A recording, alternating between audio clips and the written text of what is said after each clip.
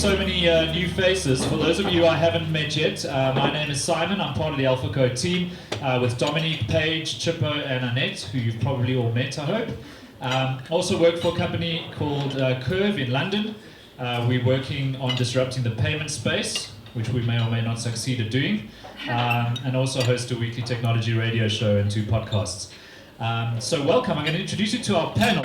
As you know, the theme for this evening is game changers. So we put together a panel of people who are all disrupting their respective industries, changing the game for those industries.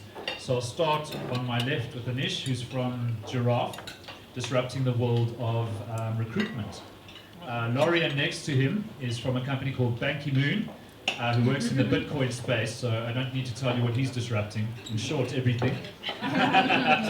Ryan is from a company called Merchant Capital, which is shaking up the world of commercial finance for small to medium-sized businesses. And then on your far right, is Gareth from Cliff Central, who's disrupting the lives of Mnet's legal team, but also radio. He's a disruptive fellow in all areas of business. So to kick off the evening, I'm going to give you each the opportunity just to tell us more about your business and perhaps to tell us why what you're doing is considered to be disruptive in the vertical industries in which you play. Let's start with you, Anish. Thank you, Simon.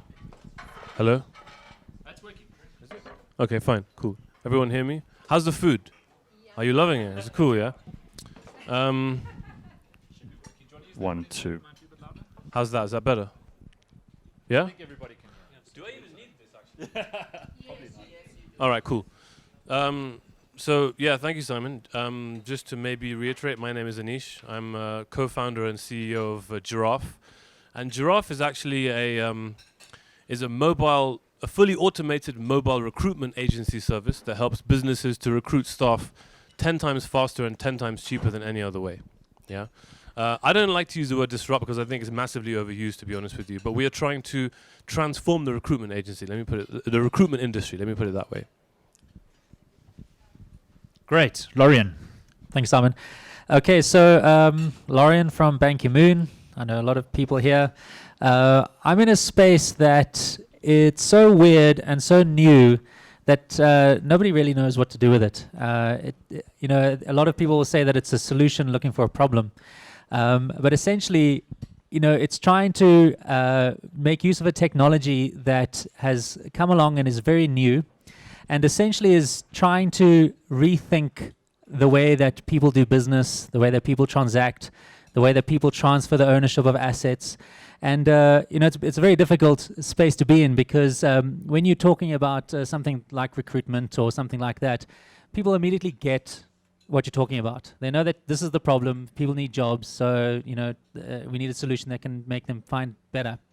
But the blockchain is so strange that I spend all my time trying to convince people that it's actually a real thing. And, I think that the world is eventually going to change. It's eventually going to get there. But, the internet was a very weird thing once too. And I'm hoping, and at least I see potential, that one day we'll look back and think to ourselves, how could we have ever lived without the blockchain? I think the internet is still quite a strange thing. Have you been onto Facebook lately? Ryan. Cool. How's it, everybody? My name's Ryan. We've got a business called Merchant Capital, and we are a working capital solutions business for the retail SME across South Africa. At its core, what we do is we provide air for business. Ultimately, without having working capital to grow, what lands up happening is businesses either plateau or they die. Traditional banking institutions don't understand our market, and they don't give them the time of day or the love that they require to do what they need to do. So we're a very customer-centric. We work collaboratively with our merchants, and we provide them with an easy-to-access working capital solution whereby they pay back the funds in line with how their business turns over. Cool. Gareth? First of all, I've known Simon for a long, long time, so you get a free pass on this one. Anish can give me a job because I've technically been unemployed for 2 years. Blockchain sounds something that might put people off whose ancestors might have been slaves, so be careful with that. And merchant capital, they didn't think to sue you for that, since we're in number 2 merchant place, and it's really. I'm the one being sued. It was actually part of our acquisition strategy from the outset. Very, very clever. Alignment.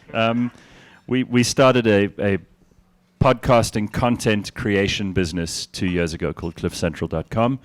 We're looking at about 100,000 podcast downloads a week at the moment. It's a brand new market. We're opening it up.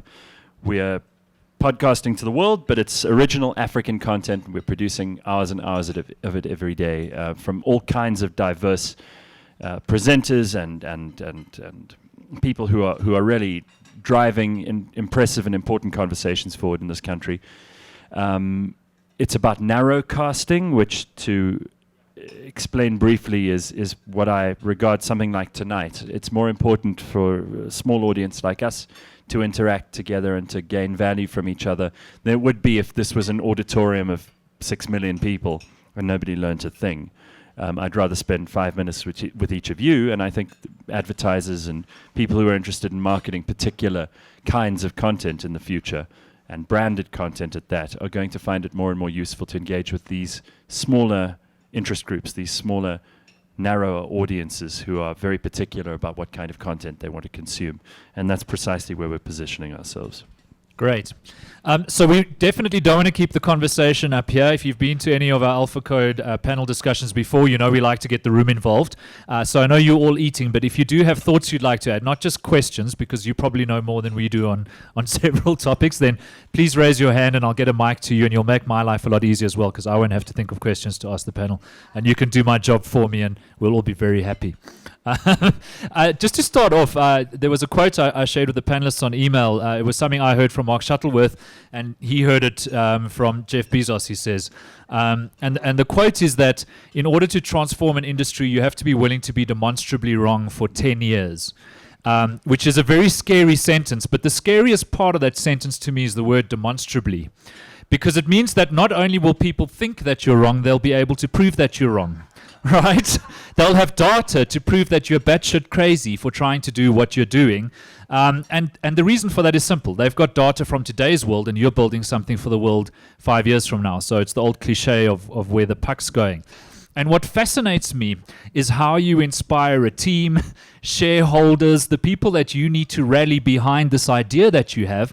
How do you convince them that this is a good idea when the data, the rest of the industry, and the rest of the world is able to prove that you are, in fact, batshit crazy? And when you sometimes think you are too. Yeah, exactly. Well, sometimes you know.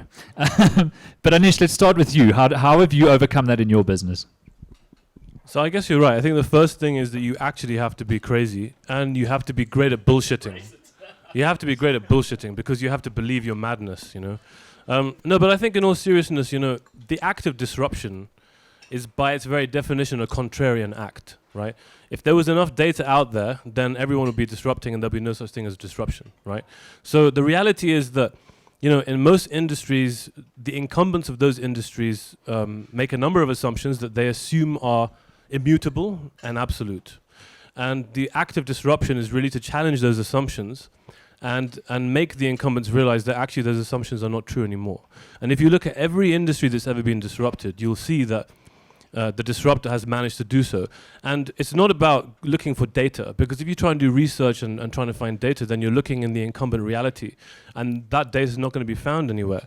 The way you do disruption, apart from being mad and being a good bullshitter, is through experimentation, right? You have an idea, right? You just do it, you try it, and see how it goes. So I think that's basically in a nutshell, at least the way I've been going. But I hope it's not true that I'm going to be wrong for the next 10 years, because I don't think I have that much time, seriously. So you're making the case for an MVP, right? Get something together as quickly as possible that lets you start to test that hypothesis and to get the data that suggests you're moving in the right direction. I'm a firm believer in MVP because consumer behavior is super complex. No one can claim to really understand what customers want, how they think, how they choose, how they buy, right? even they don't understand what they want. When Apple launched the iPod in 2007, which I would argue is the most disruptive device in the last decade, Steve Jobs didn't go around the place asking people, do you guys want an iPod? No, they built it and they put it in the market, and it sold billions and billions of units and made Apple the most valuable company in the world, more valuable than most countries. So I think ultimately it's about trying it and seeing how the market responds, what customers say, and iterating it until you reach product market fit. Great. Now, Lorian, batshit crazy takes on a whole new dimension in your industry. I've been to enough Bitcoin conferences and met enough of the kind of people who hang out in the cryptocurrency circles to know this firsthand. So how are you dealing with this in your world? Well, We haven't seen a Bitcoin MVP yet, have we? Sorry to jump in there. No, that's internationally there are. There's a lot of investment in blockchain. The conversation isn't Bitcoin anymore. That's a political thing, money. The focus has shifted over to the technology. And, in overseas, I keep seeing all these companies that have so much investment and, trying out these MVPs. And it is disheartening when you in South Africa where there's less appetite for that from investors. But that quote resonates with me more than you could ever imagine. For years, I have felt in my core that this is a useful thing.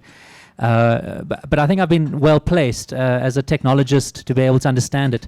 It's just a belief. I really see value in it. If everyone could see it the way I saw it, then it would be something that everyone would embrace. But it is lonely, I can tell you, and it is hungry.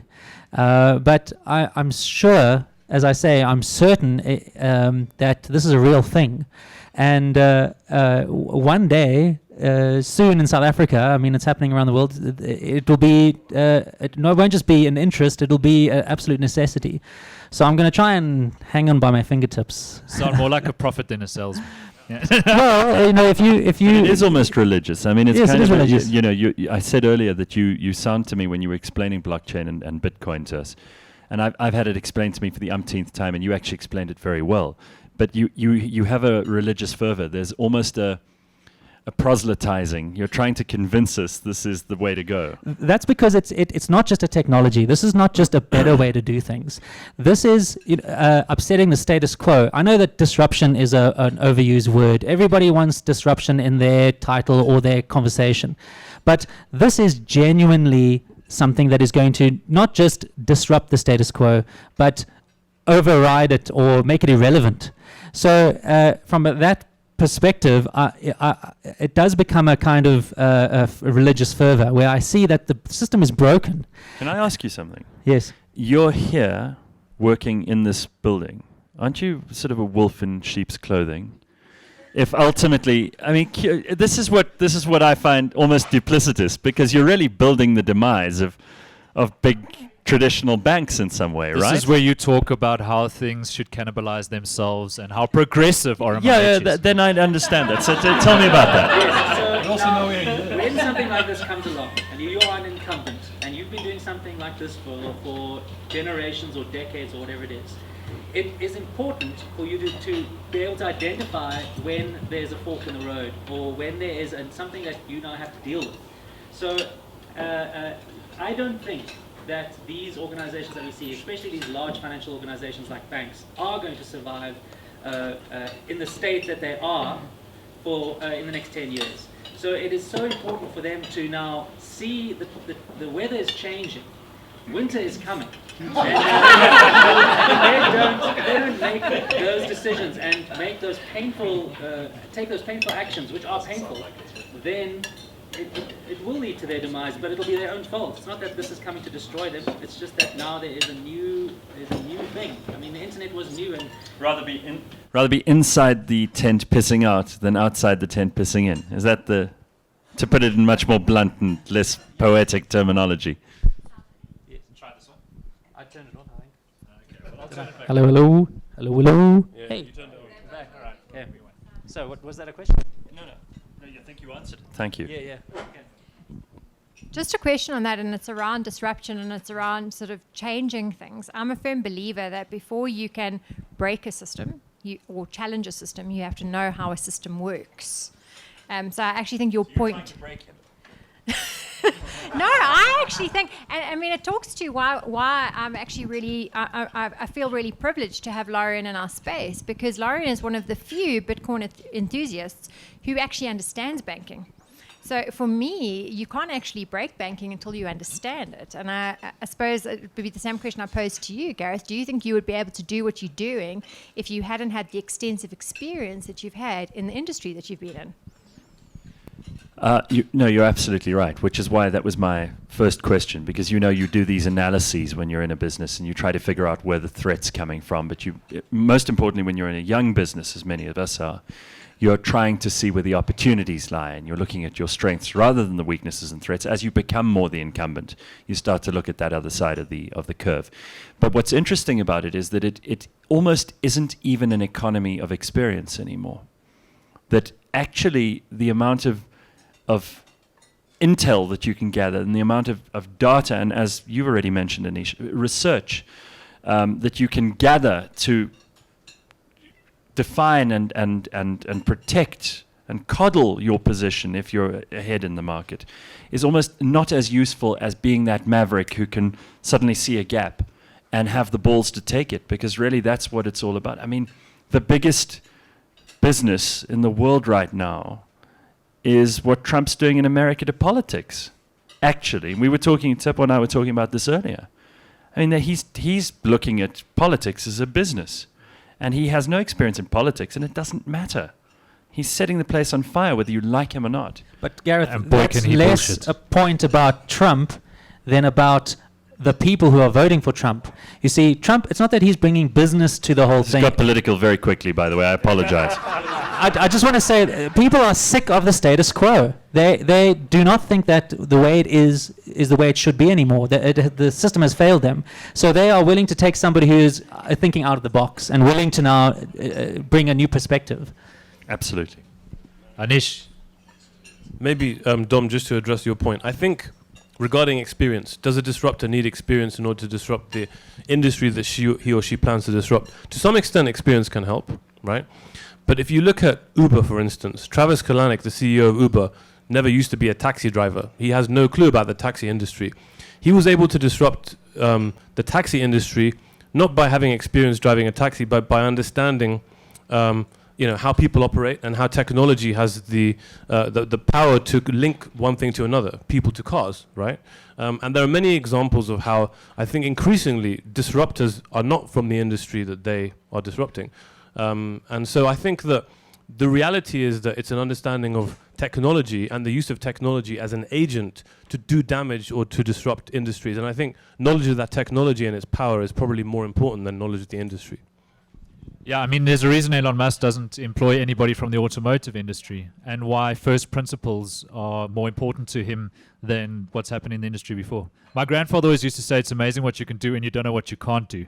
And he was talking about my little brother falling downstairs, but it turns out he might have been right about business too. Ryan, in your business, you had to inspire, a group of people to get involved in the early days as your first customers. And I remember I was quite impressed the first discussions that we had with you and Dov, that you had a proven track record. You had managed to get people through the door, and your business was kind of already cleaning its nose before you were speaking to investors. How did you inspire those first group of customers to get involved? How did you put that proposition to them? So I think one of the big things that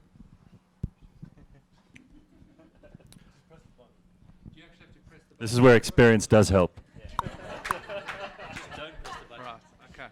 So, in our business, we didn't invent the business model. What we did was we took a already solid business model that had been going in the States for a number of years, as well as in Europe, and we tweaked it and made it relevant for South Africa. On the staff side, and how we managed to get a team initially, what we did was, there's a really nice social entrepreneurial story that we tell.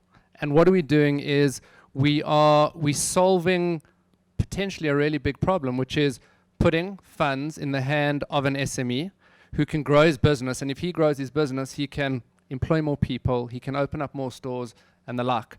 So by getting people in who bought into that, it was very powerful.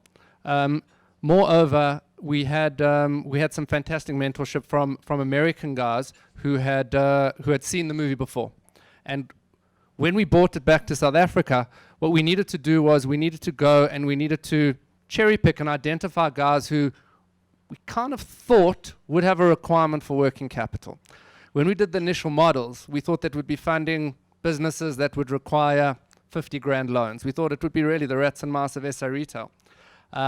Your corner fast food dude, your florist. But what we really started to realize is that funding is as much a requirement for the guy who owns the fuel retail store and the guy who owns 10 Spur restaurants as it is for that corner dude. What you need to do is you've got to understand what his pains are. None of this research actually existed. So what we did was it was a hack, but we put together a piece of internal research, which was ultimately the thing that guides all the decisions that we make now. And we've managed to continue conning people to come work for us, which is good. And some people actually that work for us have degrees now, which is cool. And so it's there was a little bit of fluke. We bumped our head a bit. In fact, we bumped our head a crap load. And eventually you kind of start bumping your head less. Awesome. Another thing that fascinates me is behavior change, because each of your businesses is tackling some pretty staid behavior in those industries. You know, people are, well, I was going to say when you recruit people, you advertise in the classifieds, but that's not true anymore. You go to something worse called LinkedIn, which is the most useless website ever invented. And you look for people there that, it's terrible. Anyway, you're challenging that paradigm. You know, people are used to paying with stupid pieces of plastic that they keep in a wallet made from dead cows. You know, and they're used to paying that way, and you can bring them a better way of doing it, and they'll be like, "Oh, that's cool," and they'll carry on paying with a credit card. People are used to going to banks for finance, which is the worst place to get money. And I think the behavior is arguably hardest in your arena, Gareth, because that habit of getting into the car and the FM radio automatically coming on, I mean, that's about as staid as behavior gets. So I'm a big believer in the BJ Fogg theory of behavior and green path behavior change. And, you know, the science is there, but doing this stuff is bloody difficult. And I'm interested in how you guys are I hate the word educating the market, because I think the market should educate you, but how are you tackling those staid behaviors and changing them? Can Yes, I ask Gareth a question? Yeah. Sure. So You really wasted time asking me if you can ask me a question. Come on. no. We're on a panel. These people are very important. This is Simon's show, and I told you that this is my first panel, so I'm a virgin. You're doing very well. There you go. Thank you. And now it's your show. Off you go. Great. So just from a behavior perspective, what you want is guys to have pre-downloaded the podcast prior to getting into their car.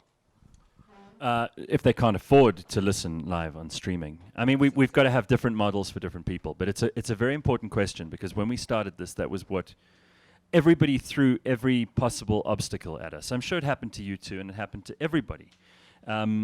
You know, when you start something, they always tell everyone, and in this country particularly, we love to complain and we love to find every reason why something won't work. We're not like Americans or Nigerians who they just tell you they're the best before you even ask them.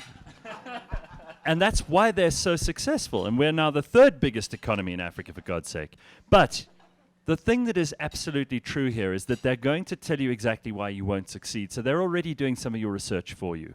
And you use that and you implement it into customer, consumer, listener, audience behavior, and you try to figure ways around it. So what we wanted to do initially, it was that we'll broadcast online because it's not regulated.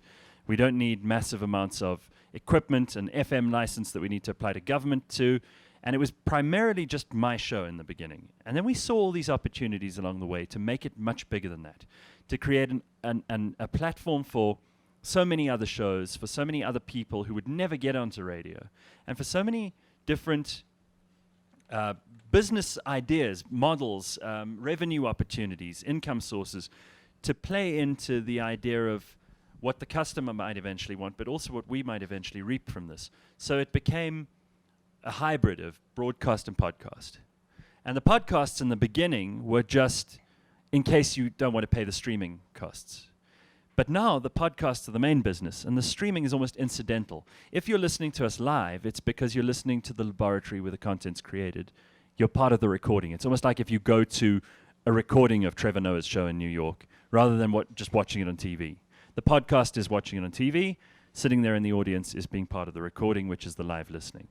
And from a client point of view, and marrying branded content into that and making it a viable commercial business, we've had to change our tack based on research, and it's constantly evolving, which is both exciting and very unnerving, because one minute you're selling this, the next minute you're selling that. But you have to be willing to, and I can't remember which of you said it, but you were absolutely right, experiment. And that's quite exciting, actually. It's a part of the business that often you're doing because you have to, because you're at that point worried about the bottom line and surviving. But it's also where some of the best innovation comes from. Do you agree?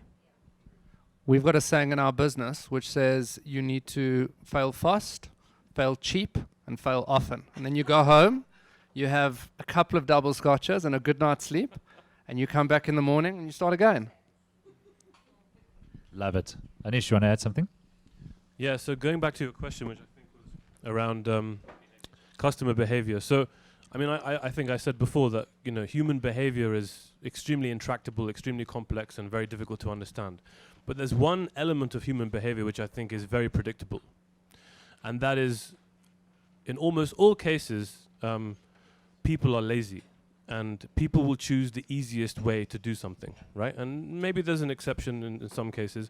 But I think in general that's the case. So, I mean, when we were setting up Giraffe, we wanted to make recruitment 10 times faster, 10 times easier, and 10 times cheaper. Because we knew that if we could make it easier, then people would want it. And I remember the first time the first customer we got, Shafin and I, my business partner Shafin, and I walked down the road to Catherine Street Spa supermarket, and we went into the supermarket and went into the manager's office and said, "Hey, are you looking for staff right now?"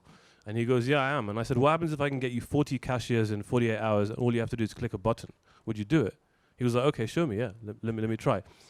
So that's mad, right? But the point is, if you can do something that's madly simple and madly easy, then I think that's one way where you can almost be certain that customers are going to want to, get involved. I suppose if we get super theoretical about it, you guys are all dealing with early adopters at the moment, and they aren't lazy. They are willing to opt into something and to go the extra mile, to download an app, to connect to Bluetooth in their car, for example, to try out this crazy Bitcoin thing. It's when you make your way into that early majority market, that's where things get really interesting. But I attended an interesting conversation about precisely this at South by Southwest in March. And there was a guy who was explaining how it's sort of slow and the early adopters are there, and there's that first third of your success curve where it feels like you're treading water a lot of the time, and it feels like things are really happening far too slowly, and you get impatient, and it's very frustrating. And then almost before you even know what's going on, it's on that exponential acceleration curve. And that's when things really get out of control, because you have to have your first principles, you have to have your values, you have to have the idea firmly set by that stage. In other words, experimentation and playtime is over. And it happens so quickly that from there on, you almost don't have control of the process anymore, which has happened to some of the more successful companies in particularly the tech space, because you've got this exponential opportunity for growth. Yeah. All right. Glad I'm seeing hands on the floor, because I'm getting tired of speaking. Tsepo. Thanks, Simon. Just an issue that's perturbing me right now, and I would really like all of your different opinions, is how do you guys think through recruiting?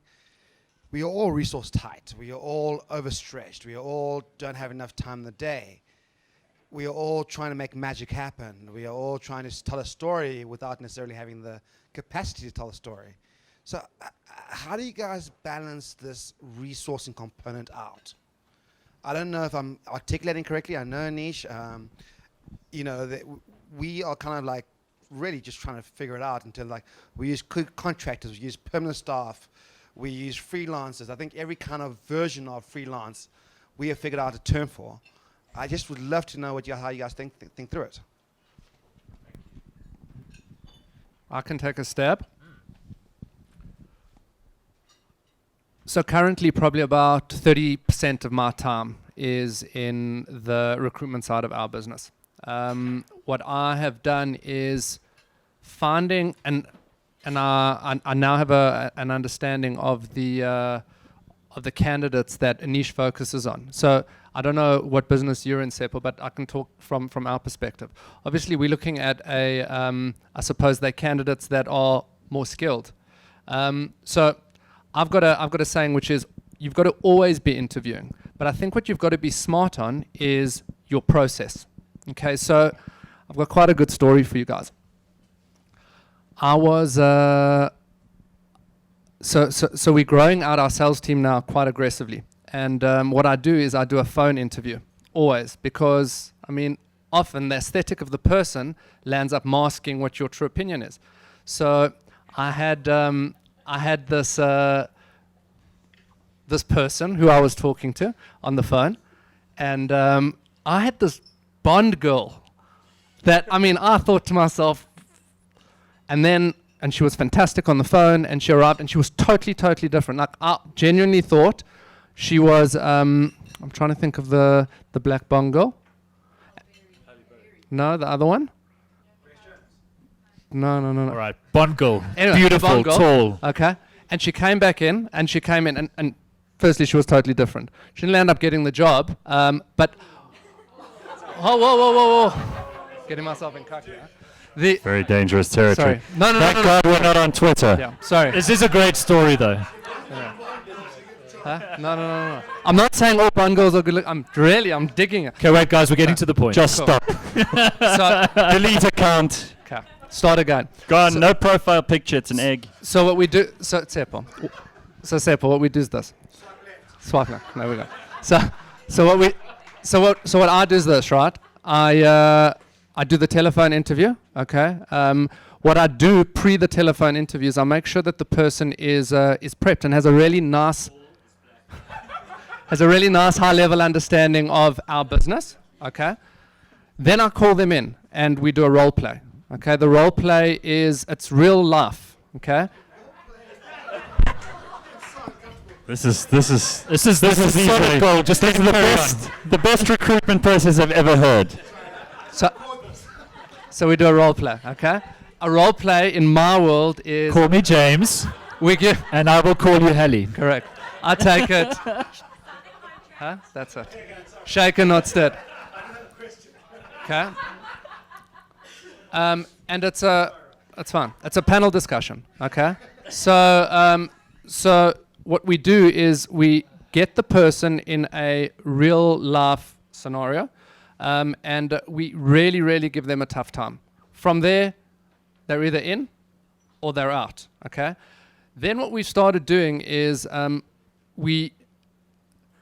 it's a very difficult interview because we take it really deep, because ultimately what you want to find out is you want to get to the core of the people that you, and we've now got a formal process. I think in time, as the business really gets big, we're going to have to have an HR person that comes in. But now we know what we want.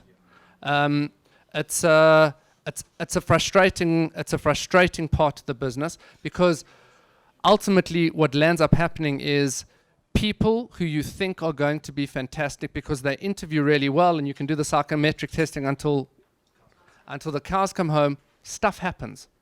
But I think you've got to be very black and white. So there's got to be, and if I look at the sales side of our business, which is really the big driver, it really has to be metric driven. And you really have to be very clear on those policies up front. I know that was a really long-winded answer, That was good, though. but I hope I gave you some insight. I think one of the biggest disappointments for any new entrepreneur is you start a business because there's an idea you have and something that you want to build, and within 6 months you realize that your job is actually HR and looking after people and listening to their problems. One of the things I think Silicon Valley companies and startups do really well is they're always advertising for talent. There's always a job section on the website. They always make it sound like working there is absolutely fantastic, even when they aren't recruiting, so that when the time does come to hire a new engineer, they've got like 60 CVs to choose from. Well, that's where we're sort of lucky, because I think we had massive brand recognition in our first couple of months. And because we're a media company, there's a lot more attention paid to everything that we do, successes and failures. So a lot of people want to work for us, and a lot of people send us, almost daily, receive 5 to 10 people's CVs and their proposals and their ideas. And the best thing about where we're at the moment is that it's infinitely scalable. So I could say to everyone in this room, if you all wanted to do a podcast show, I could say to you, sure, come and try. We'll do it. Virtually no cost. I'm not going to pay you until it starts to work. In other words, our model's sustainable. So if you get a sponsor, you get half the money. If we get a sponsor, we'll pay you 20%. And if your podcast takes off and you manage to garner an audience and you keep being successful, or you just bring a client and you have 5 listeners, it matters not to me. We become the Facebook of audio, effectively, which is tremendous because it means that among the 100 people that we do give a show to, and foreseeably everyone could have a show. It wouldn't even be called Cliff Central, it would be called something else. But it would be a place where everybody could have their audio blog, just like you have your written blog. And you could test your mettle. You could see if you had any potential as a broadcaster, as a podcaster. And who knows, we may discover the next big thing. We may find the next startup or serial podcast. We may find the next person who is supremely politically opinionated on either side of the spectrum. And that could be the kind of unmissable listening that would make people think about downloading it every week like you do Game of Thrones. So I have quite an extreme view here. I think it's the battery. I think it's switching itself off. But I was working in a company 4 years ago, and the CEO of that company, who Dominic has gotten to know very well, he has this rigor that goes into hiring where there's a psychometric test, there's like 3 interviews. We had something called the Christmas party test where you'd have to sit down with the people that you were going to be working with, and it was quite a process. Whereas my approach was almost like throwing darts, but it's a 15-minute coffee thing, and I really want to know one thing: are you better than I am at what I need you to do? You know, so I had a secret scoreboard that I kept with him, and I remember there was one day where he was doing his final interview with somebody who was on like round 8, and I just finished 15 minutes of coffee with somebody who I hired. His candidate lasted 3 months, and mine's still working at the company. So I think sometimes it is a bit hit and miss. You've solved this problem for us, though, Nish. Hey? Kind of. I just want to understand. I think we need to ditch that mic. Grab Lawrence. Seppo, I just wanted to understand your question in a bit more detail. Are you asking how does a small startup recruit people, or how does any company recruit people? Or Asking how a small company recruits people with limited resources, Right. and trying to balance out the lack of cash versus the requirements for skill sets and capacity, and just balancing that out and thinking through: do I go permanent? Do I go freelance? Do I go contractor? How do I? And then you're stuck in this issue of trying to convince people to offer you their resources on a flexible notion, but yet you are, like any entrepreneur, looking for a full-time commitment because you want everybody around you to be excited about the concept as you are. so I guess there's no silver bullet here. I mean, and just to clarify, Giraffe is a service that you can use to hire medium-skilled people who earn between 3,000 and 12,000 a month. So we're talking about high-volume, commoditized type jobs, cashiers and waiters and call center agents. And tech startups typically want to hire high-skilled people. So we use Giraffe to hire our own junior staff, but not obviously the senior staff. Now, I want to give you a quote from Jean-Paul Sartre, who said, "Hell is other people." Yeah. The reality is that when you're working in a small company, you don't want to hire too many people, because the problems that arise necessarily because of the people and the exponential kind of combinations and permutations can cause a lot of pain when what you need is focus, right? So I'm a firm believer that if you're going to do a tech startup, you have to grow your headcount extremely slowly, one by one, and making sure that every new person that joins the team is the right person, gels well with everybody else, and is fully assimilated before you even start looking for the next person. That's just my view, right? But I've heard lots of stories, horror stories from other people I know that hired too many people too quickly, and then things rapidly become a shit show. So, excuse my French, right? But in terms of the actual hiring process, now, how do you as a small, resource-tight startup hire the right people, right? I think in the beginning, and as Simon mentioned before, most tech startups are trying to do the impossible, right? And you need to hire people who understand that this is not just a job, that this is a mission, and more than just a mission, it's an extremely high-risk mission, which is most likely going to fail. Well, it depends which way you look at it, right? So you need to find people who are genuinely willing to really take a risk and who really can share the vision, right? I mean, some of the first person that we hired, that Shafin and I hired, was a developer, Bradley. We actually poached him from FNB, so full disclosure, yeah. And what really resonated with him when we spoke to him was how, for him, it wasn't just about the product that he'd be building. It was about how we can make an app that actually reduces unemployment in South Africa. He was really interested in that social agenda. And he was a developer, right? So it's normally a developer, you have a tech kind of conversation, but he was having a social discussion with us. And we were like, wow, this guy is obviously technically very capable, but he shares that, vision. So I think anyone that you hire in your startup has to share the vision that you have. And I think finally, I think it's important to give your early employees equity. I think that at the end of the day, you can even pay a below market salary if you want to, but I think giving them equity and giving them the opportunity and sharing in this potentially massive reward, even though it's super risky, right, is something that will really get them going. And I think so far in our team, this strategy has worked quite well. All right, Dominic. Sorry, I'm asking a lot of questions and it's particularly relevant obviously in financial services, and I think, Gareth, you would have had some experience from a media perspective, which is also a heavily regulated industry.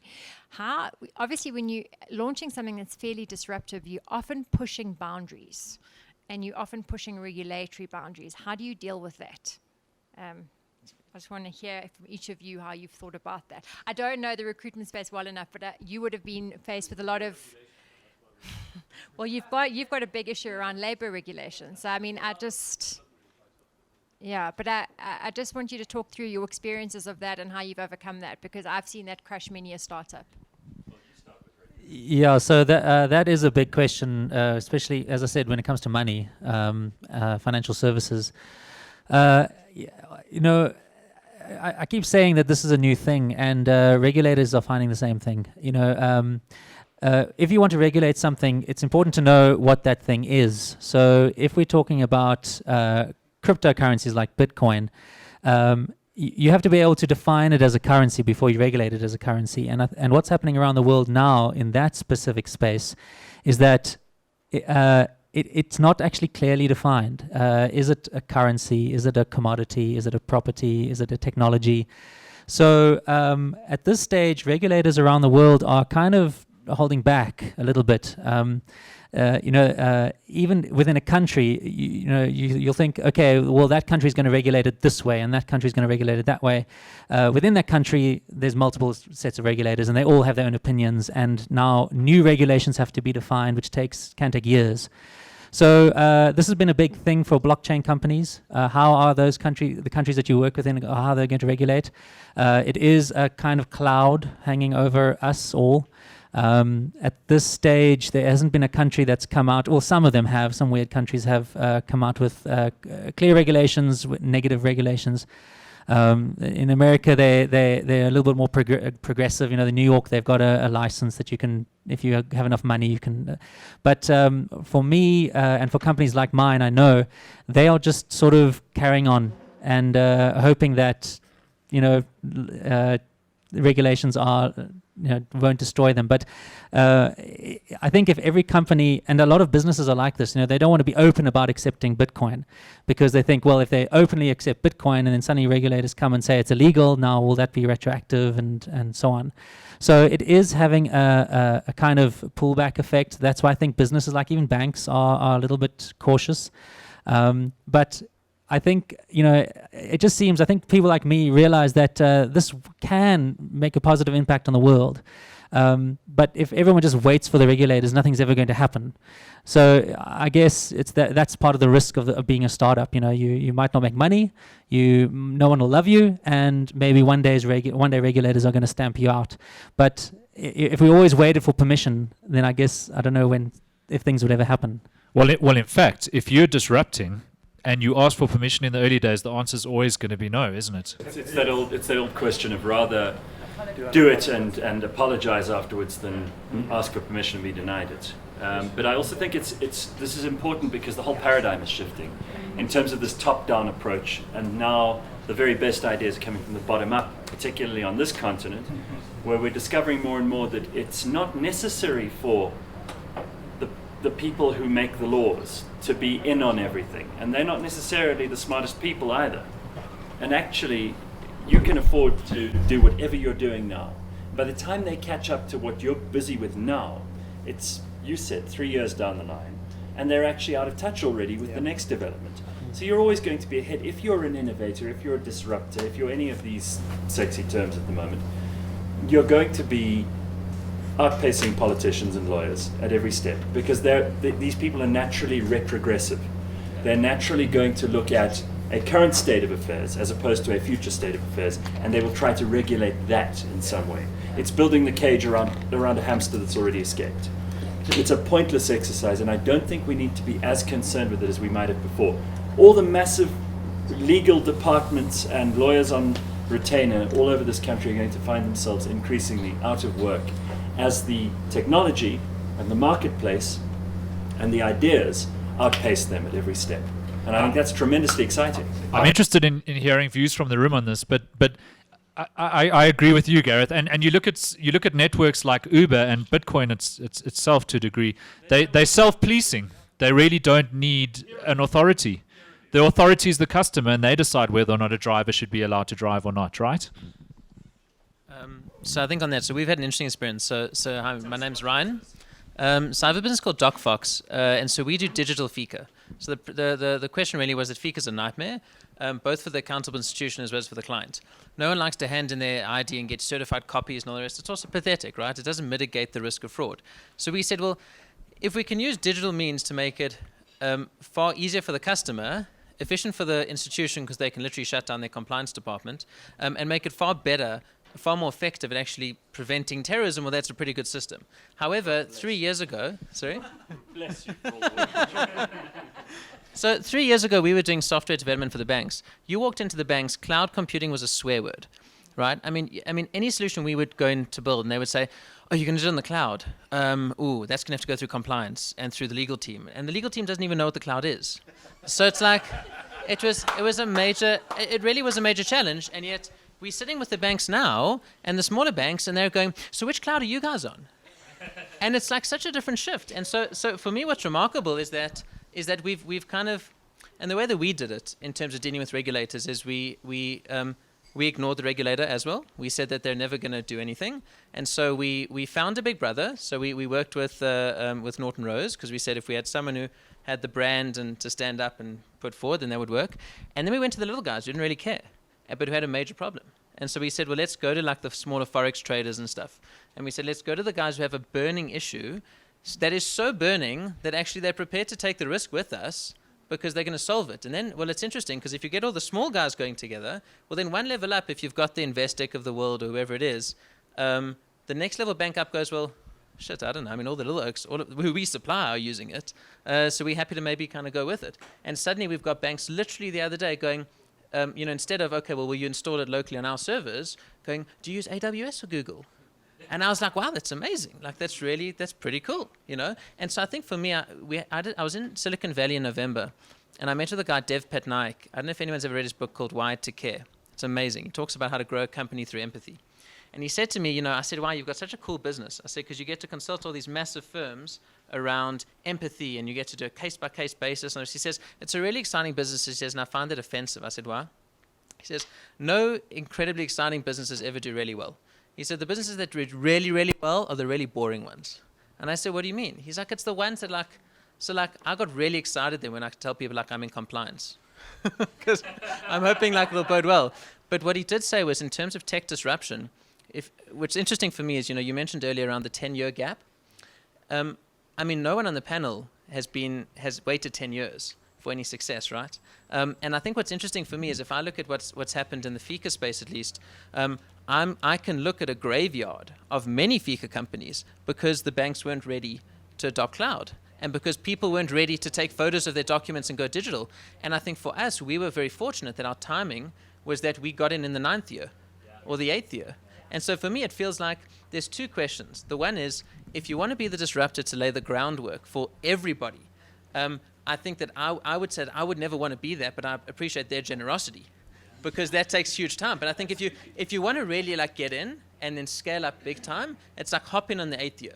Because I know the guys have been converting the banks for a long time now to say, you got to go cloud, you got to go cloud. And Dom, as you mentioned, there have been so many companies who have failed because of regulatory issues. And I think it's about saying, well, can you identify which trend is in the 8th year or 7th year, depending upon what your runway looks like and your appetite, and hop on there, you know? And in fact, that's something Michael Jordan talks about a lot, the second wave innovators. The first wave innovators are the guys who die half the way to the South Pole. And the second wave go, oh, so that's how they died. All right, well, we're not going to do that. And then, I had a similar, a startup in some way similar to Gareth's a few years ago, where we were planning to broadcast online, and discovered that there are two regulators when it comes to music on the internet, as Gareth will know better than I do. And got different answers from both of them about whether or not we were able to actually. And so we just did it, right? You just play music on the internet, and maybe Samra will bill you one day, or maybe they won't. We decided not to play music at all, which is just as good. Yeah, absolutely. Go talk. So just picking up on what Ron said. So interestingly, there's a McKinsey study that came out, and there was some interesting statistics that were spoken about in there. When after the Netscape IPO, there was 8 years between that and when PayPal was bought by eBay. In that time, there were 450. They called them fintech attackers that went after traditional banks. Today, there are only 5 of those guys that are still around in their original entity. More interesting, and I don't know if this was applicable worldwide or if it was just in the region that the study covered. They said that at the end of April 2015, there were about 800 fintech companies worldwide. The end of February 2016, that number was just over 2,000. So, to your point, the time now is riper than ever. So it's interesting times. Great. So we've been going for about an hour. I want to start wrapping things up, but I want to make sure that you've all had an opportunity. Tsepo, you raised your hand again, but you've said something. Is there anybody else who wants to chip in before Tsepo? There we go. Just a quick question. I just want to find out, my name is Tifo. Just want to find out, in terms of technology, I've heard from Anish that you develop your own in-house technology. How much of a role does it play in sort of giving you an advantage and building a moat around your advantage? I'm actually interested in Gareth's answer.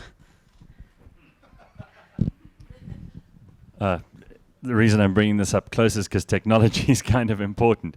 I think that you have to be ahead of the curve in innovation no matter what. That's where it's never a bad thing to be first and to take the risks. And again, the experimentation that we spoke about earlier. So if the most exciting thing in the world in terms of what's happening in technology, be it AI, be it robotics, be it this interesting new area where biology and technology are starting to come together, this interface, you have to be the one who's willing to, because also if you are small and you are a startup, you can take that risk with very little danger of the failure crippling you for eternity. You know, it's a small risk by comparison. You know, if someone is investing hundreds of millions of dollars into it, I think that the risk is far greater for them. You've got to be prepared to keep on pushing that envelope and to keep on staying ahead of everyone else, no matter what. That hunger to beat the competition is almost more important than anything else. But, and this goes back to what we were talking about earlier, and it's something philosophical. It's that vision concept that Anish referred to. And it's the reason that people will work for you in the beginning for less money, and they'll stay with you for longer, because that promise of what is to come and being part of that narrative of being in something exciting is a lot more valuable to them than the idea of just being paid. And there are so many people in the world who are content, and thank God for them, because they keep the wheels turning. They're content to just be paid. And we must never discount that a lot of us may think we're disruptors all of the time, but nobody is all the time. You may be at one point in your career, and that might be the point in your career where you make a huge difference in the world. But you're not going to always be the disruptor, and you become the establishment. Right now, the establishment is Facebook, Google, Amazon, Microsoft, and Apple. That's the establishment. These are the people who are the staid, go-to conservatives of the fintech and the tech business component. The media, it's pretty much every business right now. Yeah. And the real innovators are the people who are bubbling under right now that you haven't heard from yet. And it could be one of these gentlemen. You could be seeing their name in lights on Time Magazine and all the rest of it, if Time Magazine survives, in a very short space of time. So your question on economic moats is an interesting one, and I'd be interested to hear from the other three panelists where those moats are in your business. What's going to keep other people from? I mean, is the barrier so low they could just trip over it, or?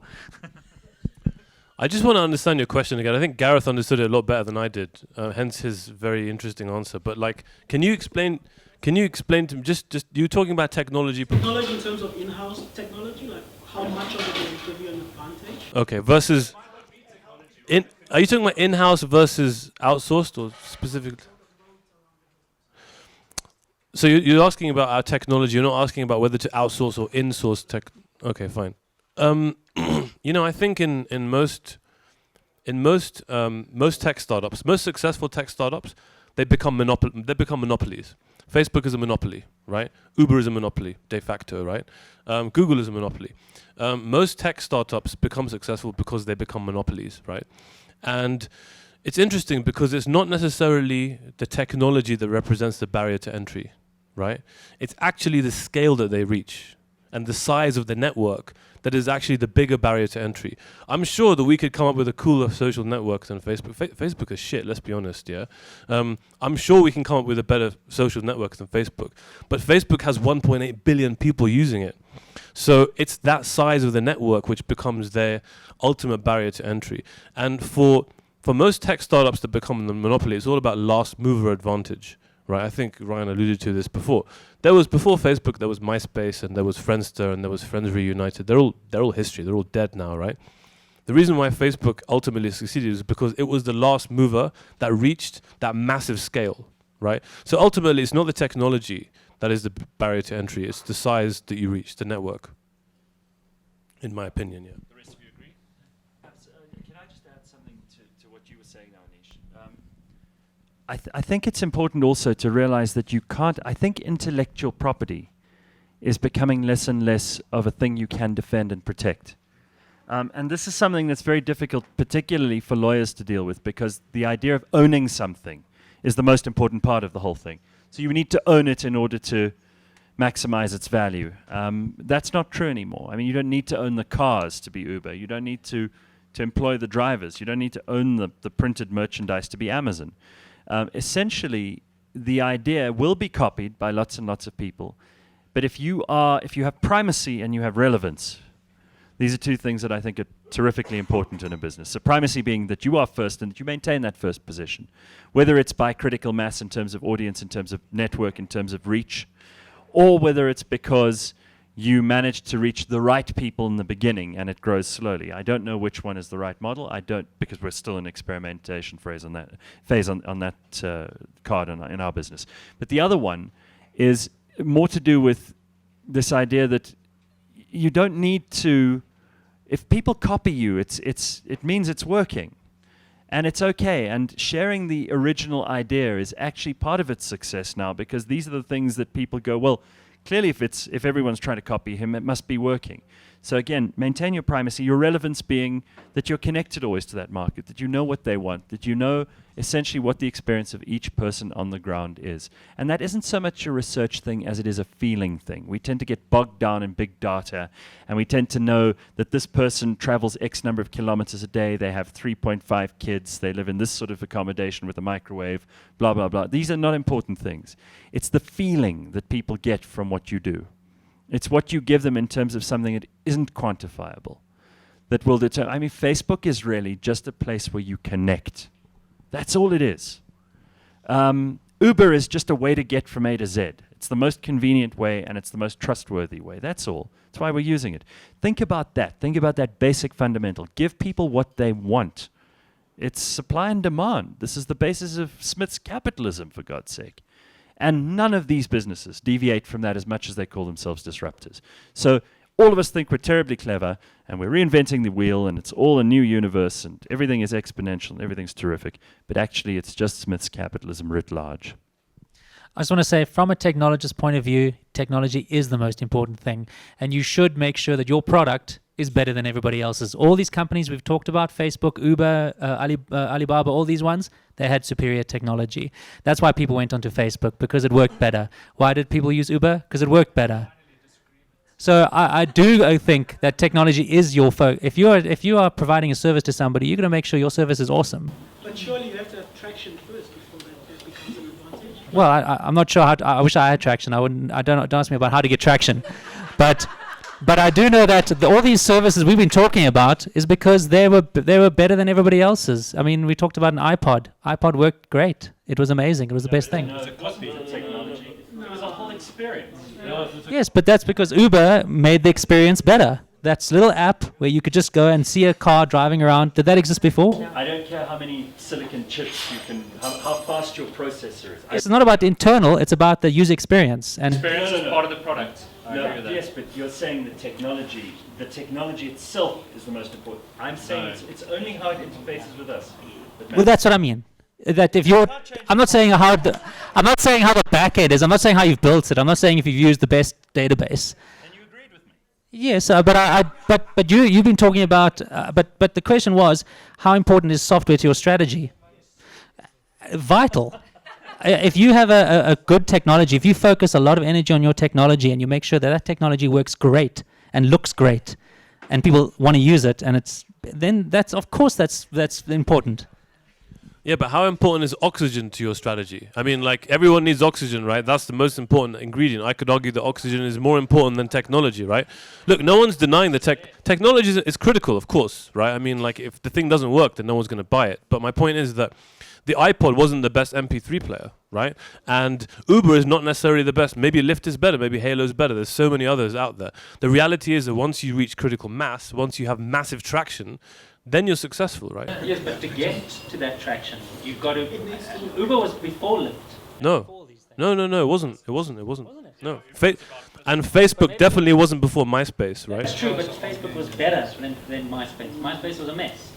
Facebook was clean, simple. Look, I think to your point, technology is important, but increasingly it's something that is just there, like oxygen. In fact, I love that point because I wrote an article 2 years ago called "Do You Have an Oxygen Strategy?" and it was about exactly this thing.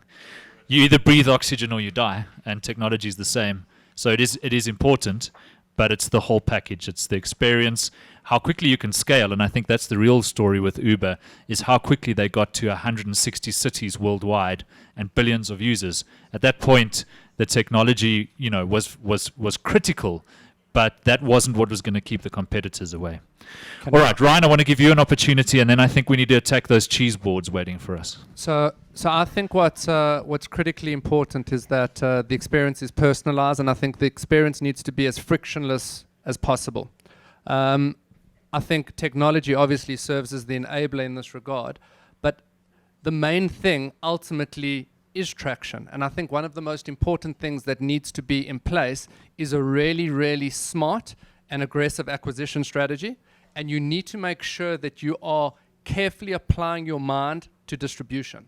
Because you can have the most unbelievable business idea in the world with the smartest technology. If nobody's using it, you know what I mean? Stay in your garage. So from our, I mean, so if I look at, and I mean, obviously I'm immersed in our business, so I'll relate it to our business. At this point in time, we're a one-trick pony. We've got a merchant cash advance product, which we provide to SME retailers. What we're going to do now is we're going to launch a second product, and you're going to have a credit card terminal, which is going to be the enabler. Okay, so what do we need to do? We need to make sure that we are lining ourselves up with the right partners who can give us scale. So if you go and you speak to guys like you, as an example, we speak into the exact same merchant base all day, every day. Your product provides stickiness, or our product provides stickiness to your merchants and vice versa. So what you need to do is you've got to align yourselves with guys who are have got a similar or same outlook to you, and ultimately you're looking after the same market. Absolutely true. And if we use the Uber example again, their acquisition strategy was brilliant. It was tell a friend about Uber and we'll give you a free ride, right? And you know, I spend a lot of time in Shoreditch in London with startups like Mondo and Atom, and you know, everybody's building a bank these days. It's like, you know, but you look at exactly that. The first thing they're all talking about is network effect, and their acquisition cost doesn't go to above the line marketing anymore. It's how much money can we give our customers to find other customers. At Curve, it's simple. Tell people about Curve. If they order a card, we'll give you both £10. There you go. There's our acquisition strategy. The costs are simple to understand, and it just grows like wildfire. All right. I think on that note, we're going to wrap it up. Sorry, Tip. I know you had your hand up, but you know you don't usually have a problem getting your voice heard in the space. So, the dessert is at the bar. I think we're all going to stick around and have a drink. I hope you all are too. So if you want to continue the discussion, let's do that over a drink and some cheese and fudge and stuff. Thanks, guys, for being on the panel. It was a fantastic discussion. And thank you all for participating. Yeah, another great Alpha Code event. Wait, Paige wants to say something. I don't want to say something. You don't want to say something? I want to give you some. All right, Paige is going to give us something, but that needn't concern the rest of you. So if you want to grab a drink or whatever, then go for it. Thanks for joining us, guys. Really appreciate it. I really like the panel, diverse from different industries, somehow connected by technology. And I like the way they were exchanging ideas and the dynamic between them. It was a great panel. I think what stood out for me was just the alignment from the panelists, even though they were doing very different things. It's just interesting to see that, like, when it comes to technology and new business and startups and disruptions, there's always some sort of a common theme that comes up all the time. I really enjoyed Ryan's story, his unconventional story. Now, I think the thing that really stood out for me is that even though we were looking at three very different industries, the way that these four entrepreneurs have approached those industries are all very similar. And the way that they apply their mind to disrupting these industries are very similar, even though they're different industries. So I think the reason we hosted this discussion tonight at Alpha Code is that Alpha Code is all about facilitating this disruption. The Rand Merchant and the Rand Merchant Group has had experience in building disruptive businesses like Discovery, like Outsurance, which have really gone on to reshape the financial services industry.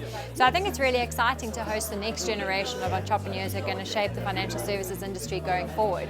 So I think what we'll see here in Alpha Code is that we're going to see the future disruptors. So I think it's really exciting to host current disruptors in the industry and to have the next generation hear about the disruption stories. It was really, really interesting. I mean, we had a group of entrepreneurs from completely different industries, and it's interesting. Everyone's doing different things and disrupting the industries, but everyone faces the same sort of challenges. And even though everyone's doing different things, it's awesome to see that we all face the same sort of issues. And when you bring entrepreneurs together, there's common ground that you can discuss on. And it meant that there was a lot of lively conversation. I really enjoyed it. Really, disruption would come in the form of unlocking access to finance for the majority of the developing world that currently transacts in a completely informal way. So I have a friend here actually who runs a company that does POS machines using cell phones. You have companies that essentially use mobile is generally the catalyst in this, that gives access to any sort of to give access to consumers that normally traditionally wouldn't be able to use banking. So for me, I guess the start of the disruption would be M-Pesa. Which has unlocked mobile banking and has become hugely successful in Kenya. But it's started this whole genre of fintech disruptors that are doing really cool things. I think the interesting thing about Alpha Code is that it brings people from very different industries that are innovating together to actually have an honest conversation about the challenges they face. And what's really nice about it is you get a perspective that you wouldn't get necessarily from talking to people in your industry. We're in investment banking, and in investment banking you find your conversation tends to be a lot about investment banking, and you think that your experience is unique. But when you speak to colleagues that are doing stuff or partners that are doing stuff in media, entertainment, retail, lending, you get a perspective that you didn't have before, and you realize that actually creating something new is, the experience of it is quite similar regardless of the industry you're in. The panel was quite good in terms of addressing how disruption happens from an experimentation point of view, and each of their cases from how they experimented with their businesses. What I found quite interesting was the last question I asked them in terms of technology and how it gives them an advantage and help them build an economic moat around their businesses. And there were varying answers from the panel, which is good because on the one side it sounded like you need to have focus more on sales and gain traction and get users. And on the other side you had the panelists who said that technology is important because it gives you an advantage. I think so. The point of the events that we host here are really to give value to our members in the sense that we did tonight, bringing together thought leaders and industry experts into a room together where they can have a casual conversation over a meal and really understand each other's business pain points. As you know, I think a lot of them can actually connect with each other without even realizing. So I think what we're trying to do here is just to bring everyone together in the same room, and that really is the value that we're trying to offer our members through our events. I think what stood out for me actually from the panelists was how personally they identified with each other's journeys. And that for me is a reflection of what they have gone through in their own personal journeys as entrepreneurs. You could see it, you could sense it. So that really stood out for me, and it connected the dots.